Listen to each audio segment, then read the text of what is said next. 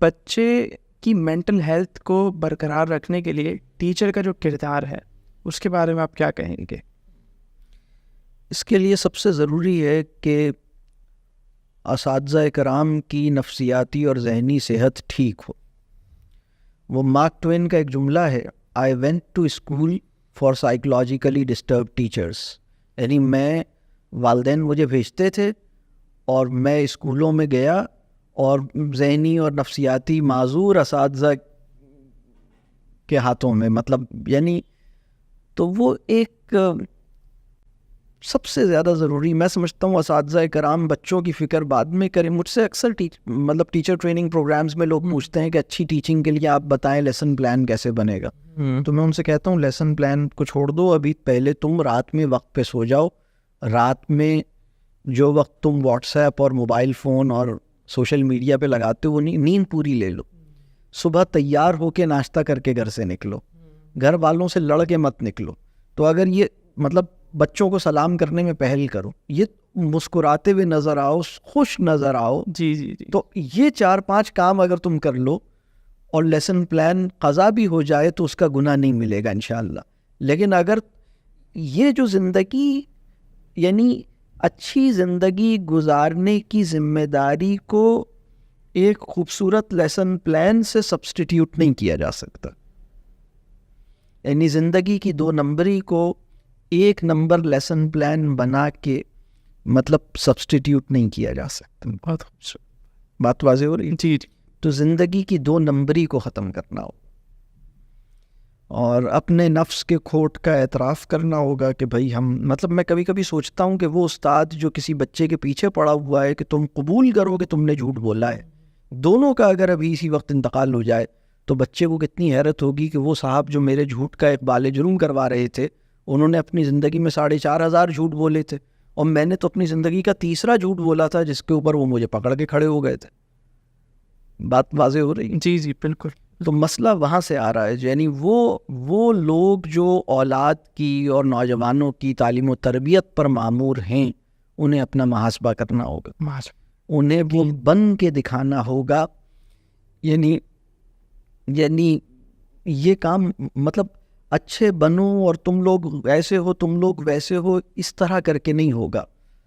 مطلب جس بچے کو ہم اچھا بنانا چاہتے ہیں اس کی مطلب ہم اچھے بن جائیں. مطلب اگر اس بچے سے پوچھا جائے کہ کوئی اچھا انسان دیکھا ہے تو وہ ہماری طرف اشارہ کرے کہ یہ ہیں. واہ کتنی خوبصورت بات ہے. لیکن اگر اس وقت بچوں سے پوچھا جائے کہ یہ بتاؤ اچھا انسان دیکھا ہے تو وہ ادھر ادھر دیکھیں گے, کہیں گے پتہ نہیں کہاں. اور اچھا تمہیں ایسے لوگ کتنے ملے جنہوں نے اچھا انسان بنانے کی تمہیں کوشش کی اور تمہیں بڑا نصیحتیں کی کہ اچھے بنو, تو کہیں گے سب جتنے بھی بڑے ملتے ہیں سب یہی کہتے رہتے اچھا انسان بنو. صحیح. تو وہی اگین بات آ گئی محاسبے پہ کہ ٹیچرز کو اپنا محاسبہ کرنا ہوگا اور اپنے آپ کو تیار کرنا ہوگا تاکہ بچوں کو وہ اپنے کہہ لوں اگر شر سے محفوظ رکھ سکیں. صحیح بات. اچھا سر, رسول اللہ صلی اللہ علیہ وسلم کی ایک دعا کا مفہوم ہے یہ جو اپنا شر آپ نے فرمایا نا, رسول اللہ صلی اللہ علیہ وسلم کی ایک دعا کا مفہوم ہے اور بہت سخت دعا ہے. میں اکثر کبھی کبھی اس پہ غور کرتا ہوں تو میں کانپ جاتا ہوں. رسول اللہ صلی اللہ علیہ وسلم نے ایک موقع پہ فرمایا کہ یا اللہ مجھے میرے نفس کے شر سے محفوظ رکھیے. من شر نفسی, وہ معمولی بات نہیں ہے کہ نفس کیسا جملہ. یعنی یہ تو میں سوچتا ہوں کہ یعنی اس رسول اللہ صلی اللہ علیہ وسلم اس سے کیا ان کی حکمت اور کیا مراد ہے تو اللہ اور اس کا رسول صلی اللہ علیہ وسلم ہی جانتے ہیں. ہماری تو عقل نہیں ہے اتنی کہ ہم اس کو کچھ سمجھ سکیں, لیکن یہ دعا میں تھی رسول اللہ صلی اللہ علیہ وسلم کی. اور آج کا مسلمان اس کو یہ توفیق نہیں ہو رہی کہ وہ یہ اعتراف کرے کہ میرے نفس کا کھوٹ, میرے نفس کا شر. وہ تو بے پرواہ ہوا ہے نفس سے, اور وہ تو کہتا ہے کہ جی پرسنل چوائس, اور کہتا ہے جی میں کر لوں گا, میں یہ دیکھ لوں گا, میں وہ دیکھ لوں گا. ہمارے یعنی بلکہ ابھی پچھلے دنوں میں ایک کتاب پڑھ رہا تھا, اس میں ایک بزرگ کا واقعہ بڑا خوبصورت. انہوں نے ایک جگہ لکھا صحابہ کرام کو اپنے نیک اعمال کے قبول نہ ہونے کا جو خوف تھا نا کہ اگر ہماری نیکیاں قبول نہیں ہوئی تو ہمارا کیا بنے گا.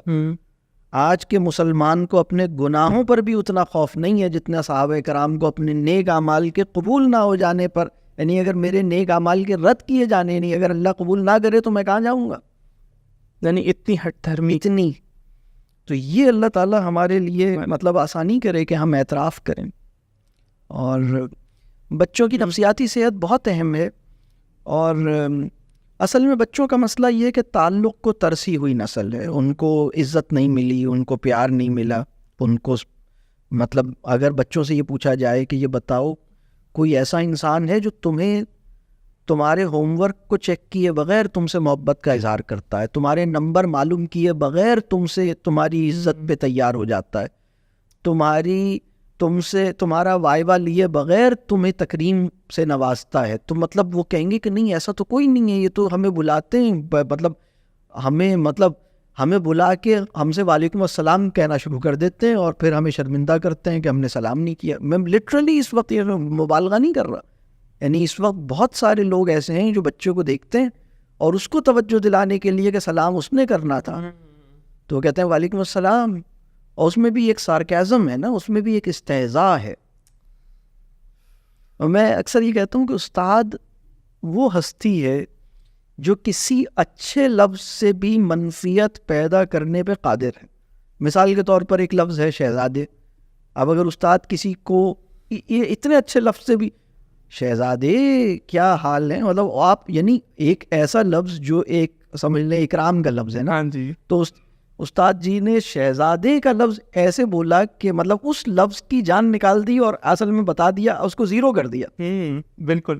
یا کوئی بچہ آ رہا ہے وہ ہیرو بن رہے ہو, اب یہ ہیرو بن رہے ہو کا جملہ, تو یعنی آپ سوچئے کہ میں اس جگہ پہ کھڑا ہوں جہاں ایک ایسا لفظ جو اکرام اور توصیف اور عزت افزائی کے لیے استعمال ہوتا ہے استاد کے حلق سے نکلا ہے اور اس کی درگت بنا دیتا ہے. تو آپ سوچئے میں کس مقام پہ کھڑا ہوں, یہ کوئی معمولی بات نہیں ہے, بہت اہم بات ہے.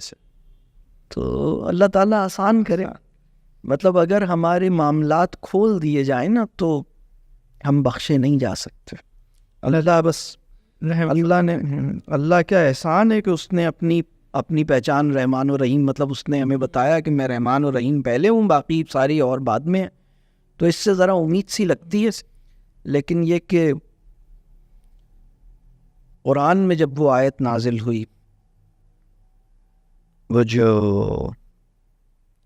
وہ والی ہے لا تقنطوا من رحمت اللہ, تو صحابہ کرام کی خوشی کا عالم الگ تھا. اور صحابہ کرام کی یہ صورتحال تھی کہ بعض صحابہ یہ کہہ رہے تھے کہ کاش کوئی میری پوری دولت سب کچھ لے لے اور مجھے صرف یہ آیت دے دے تو بھی میں راضی ہوں اس پر. سبحان اللہ. اور بعض صحابہ نے تو کہا مجھے میرے سارے اعمال چلے جائیں, مطلب مجھے اپنے اعمال سے وہ امید نہیں ہے جتنی اس آیت سے. اللہ. تو بس یہ ہے, اللہ تعالیٰ آسان